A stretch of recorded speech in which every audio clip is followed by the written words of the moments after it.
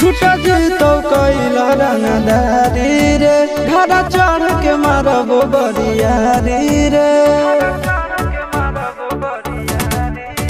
छूट जीतो कैला रंगदारी रे घर चढ़ के मारबो बरियारी रे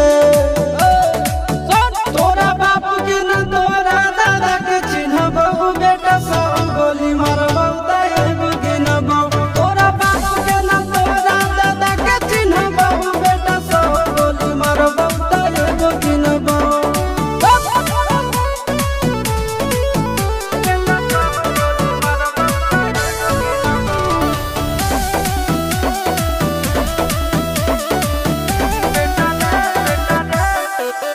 बेटा रे काटा से ठोक देबो चिमनी के भाठा में झोंक देबो देखबो कवन बाप बचैतौ तोरा प्रशासन के गाड़ी भी रोक देबो बेटा जी सुनो बेटा रे काटा से ठोक देबो चिमनी के भाठा में झोंक देबो देखबो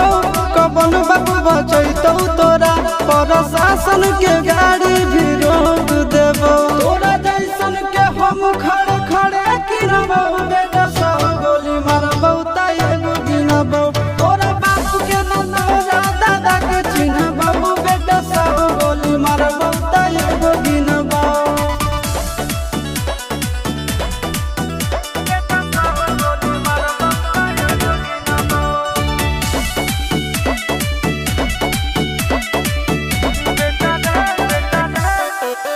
बेटा रे दौड़ा के बाजार में मारबो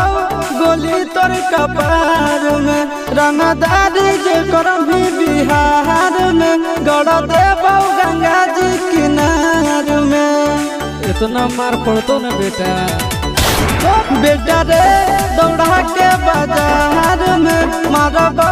गोली तोर कपार में रंगदारी जे करभी बिहार में गड़ देबो गंगा जी किनार में कहो चिंटू आशीष के कारण सुनबो बेटा सब गोली मारबो तैगो गिनबो तोरा बाप के न तोरा दादा के चिन्हबो बेटा सब गोली मारबो तैगो गिनबो मारत मारत पिछुआरा लाल कर दे बेटा ध्यान से बाप इधर है।